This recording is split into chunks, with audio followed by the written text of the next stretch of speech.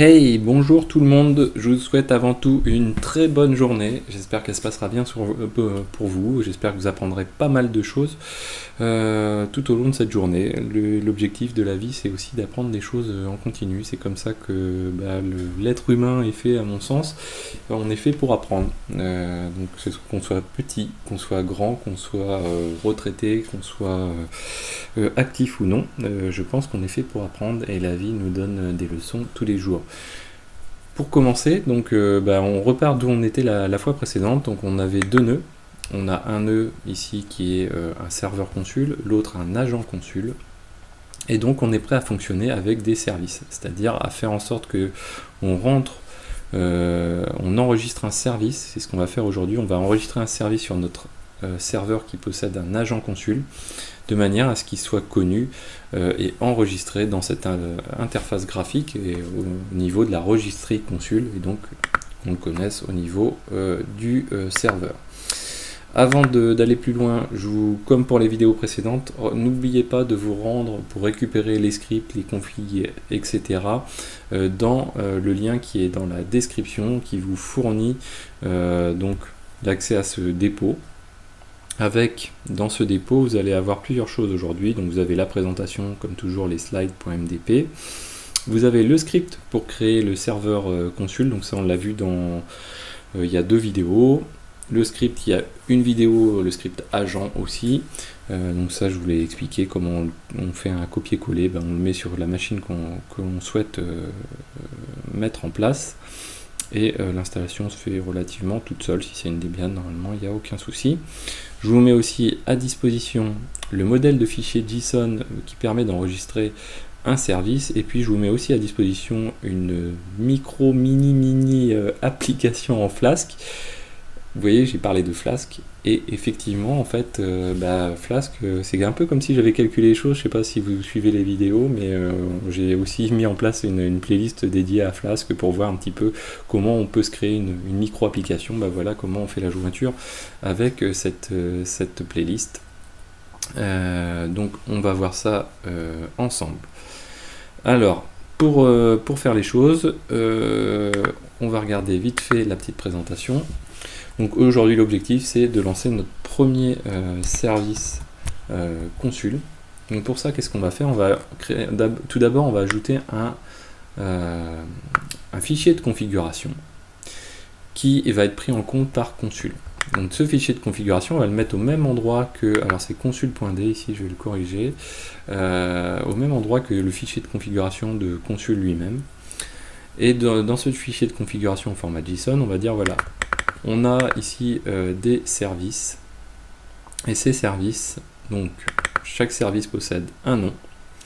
On va lui affecter un tag, on n'est pas obligé de le faire, on peut en mettre un ou plusieurs même. Donc nous on va dire c'est le tag Python. On va définir le port, ça c'est assez important, le port utilisé pour joindre le service.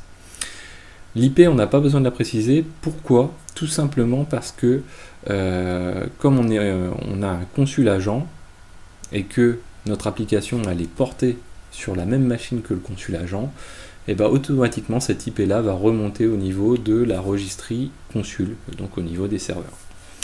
Ensuite on va mettre en place un petit check. Donc consul permet de faire des checks plus ou moins poussés. Nous on va mettre un simple check qui va être de vérifier qu'on peut joindre le service en question sur http://localhost et sur le port 5000. Le check, on va lui dire, voilà, tu vérifies ça toutes les 3 secondes. L'objectif, c'est quand même d'avoir un timing assez serré pour pas avoir de perte de service. Parce qu'après, nous, ce qu'on va faire, on le fera dans une prochaine vidéo, on va utiliser HAProxy pour load balancer à travers cette gestion de service. Ensuite, donc une fois qu'on aura mis en place ce fichier, on fait un simple consul reload. Donc là, on ne parle pas de service, c'est bien le binaire consul sur lequel on lui passe l'option reload et il le prendra en compte. On va voir ensuite, donc on pourra joindre ce service par du DNS. Voilà. Alors c'est pas mal, mais ça sert à quoi de mettre en place ce système de service? Alors ça on l'a déjà vu dans la première vidéo, mais on va faire quelques rappels. L'objectif, nous par exemple, ça va être avec HAProxy, mais c'est valable pour d'autres applicatifs. c'est d'avoir de la gestion automatique de configuration. Quand on a un pool de machines, ou même quand on a une seule machine, l'objectif, ça ne va plus être de parler par IP, mais de parler par service. Vous le voyez dans le DNS, hop, ici. Quand on va faire un dig, ici, on le fait sur une URL qui est portée par consul, en fait. Et on ne parle plus en IP, mais on peut parler en URL spécifique au service consul. Donc ça, c'est un atout principal. C'est notamment un atout quand on est dans le cloud ou quand on est sur du Docker, où on a en fait on va dire une architecture, une infrastructure qui fait en sorte que les IP ne sont pas fixes. Et que du coup, quand on arrête, on relance une machine, on recrée une machine, etc., les IP changent tout le temps.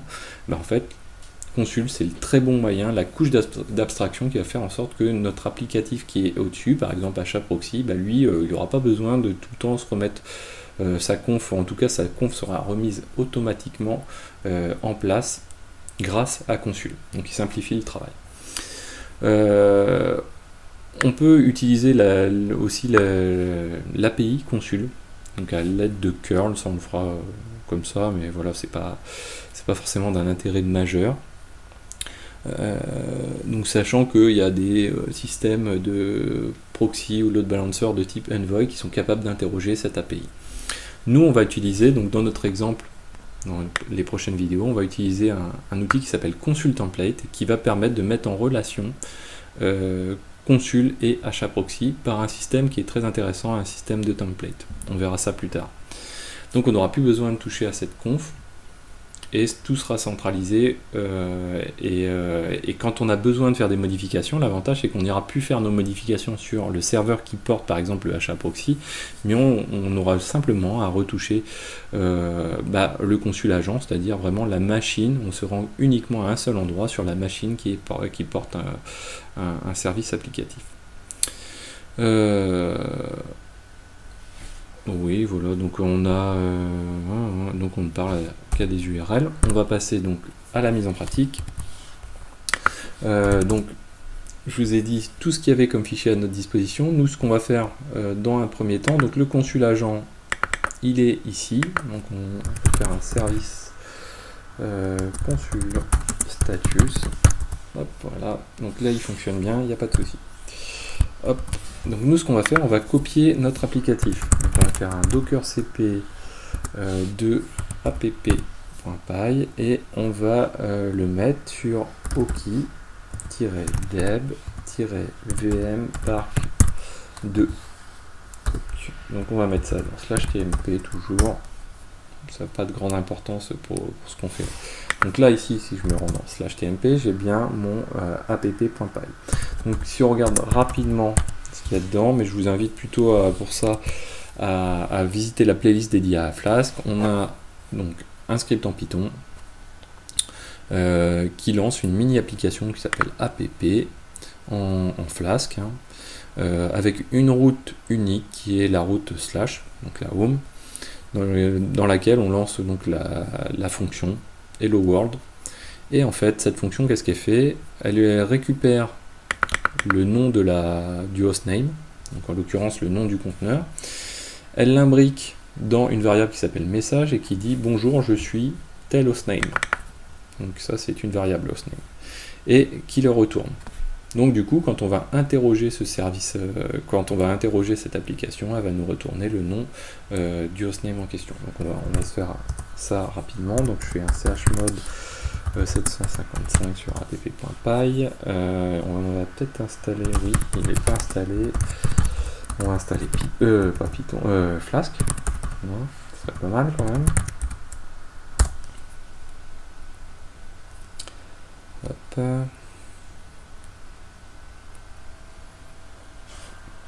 Ok, donc on va vérifier qu'on n'a pas d'autres paquets à installer pendant qu'il fait sa petite installation. Script agent, hop, voilà. Python Flask, ouais c'est tout. On peut faire un NetTools aussi, et DNS utils, oui effectivement. Donc on va s'installer ça gentiment. Hop. Donc l'installation de Python Flask est toujours en cours. Ok, donc c'est fait. On va installer au passage net, on a dit quoi, net utils. Hop. Ouais, c'est pas ça, c'est celui-là.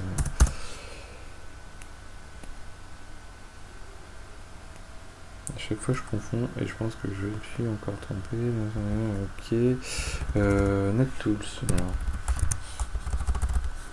À chaque fois, entre le tools et le utils, j'ai un souci mémotechnique pour le retenir. Donc le NetTools, lui, ce qui permet de faire, c'est d'installer netstat, le binaire, qui nous permet de visionner très rapidement les ports utilisés au niveau local. On va installer aussi, donc on a dit DNS utils. À chaque fois le tirer, je sais plus s'il le faut ou pas. Allez, rapidement. Voilà, donc c'est bon. DNS utils, lui, va nous permettre d'utiliser le binaire qui s'appelle dig et qui est très pratique. Donc là, on est prêt. Donc on va lancer notre applicatif. Voilà, donc là on a un serveur qui fonctionne. Donc un petit serveur Python. Youp. Donc si je quitte, je me mets sur ma machine locale. D'ailleurs, on va le faire autrement. Donc on va le faire avec notre Firefox 172.17.0.3. donc ça c'est l'endroit où est localisée notre application Python. On a dit qu'elle tournait sur le port 5000. Hop, voilà. Et vous voyez qu'ici on a bien bonjour, je suis le nom de mon conteneur. Donc ça c'est cool. Donc on a quelque chose qui fonctionne bien au niveau de cette machine-ci. Le problème à l'heure actuelle, c'est que pour l'instant, le service, il n'y a rien qui permet de le faire connaître au niveau de consul. Ok, donc on va arrêter notre application pour l'instant. On va aller donc dans nos éléments mis à disposition. On va copier sur notre conteneur le fichier de configuration de notre service. Donc on va le mettre dans okideb-vm-park2. Hop, et on va le mettre aussi dans /tmp, on va le redéplacer après. Hop, voilà.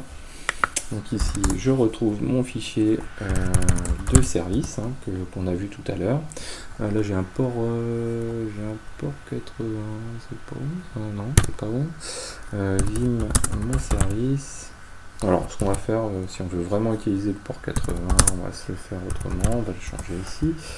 Donc en Flask ici, on peut définir le port, ce qu'on a fait ici, donc on va dire le port 80, donc par défaut c'est le port 5000, mais nous on va mettre le port 80, on va faire un vim service, je crois que j'ai vu un truc encore, voilà, le check, si on le laisse sur le 5000 ça n'ira pas, on va le mettre sur le 80. Ok, donc là c'est parti, donc on va déplacer ce fichier, on va le mettre à disposition de consul dans son fichier de configuration.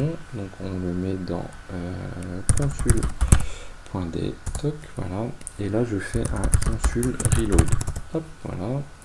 Donc là à l'heure actuelle, si je fais un consul, on va aller directement dans l'interface graphique. Ici, si je vérifie les services, hop, F5. Donc, voilà, j'ai mon service qui est présent et vous voyez qu'ici au niveau du health check, j'ai une erreur. Effectivement, pour l'instant, mon service n'est pas encore en fonction. Pourquoi? Parce que quand consul fait son health check, n'oubliez pas, on l'a défini ici. Hop, on va se remettre en grand écran. Le health check, il fait quoi? Il fait une requête HTTP pour vérifier qu'on a bien sur notre localhost le point 80 qui est joignable. Et bien sûr, il n'est pas joignable. Pour l'instant, j'ai pas encore lancé mon applicatif. Donc là, je lance mon applicatif. On a un check qui se fait toutes les 3 secondes. Donc normalement, si je retourne ici, voilà, toutes les 3 secondes, on a un check qui fonctionne.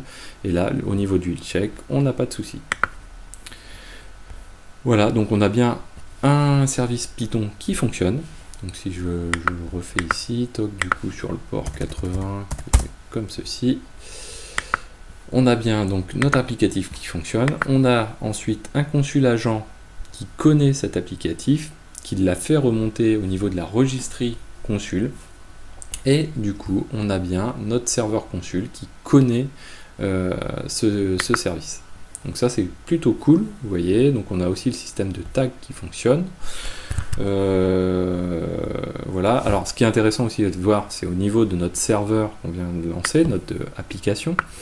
C'est comme c'est un serveur web et qui log en direct, on s'aperçoit que on a bien ici des get qui passent sans qu'on touche à rien. Pourquoi? C'est le health check pardon, qui se fait sur le port 80. Voilà, donc toutes les 3 secondes, on a une requête qui passe pour vérifier si le service est toujours up. Vous le voyez ici au niveau de la timeline. Voilà, donc j'espère que cette vidéo vous a plu. Je vous dis à très bientôt sur Xavki et n'oubliez pas les pouces bleus, n'oubliez pas de vous abonner et n'oubliez pas d'en parler autour de vous. J'espère que la chaîne mérite d'être connue un petit peu plus et je vous dis à très bientôt.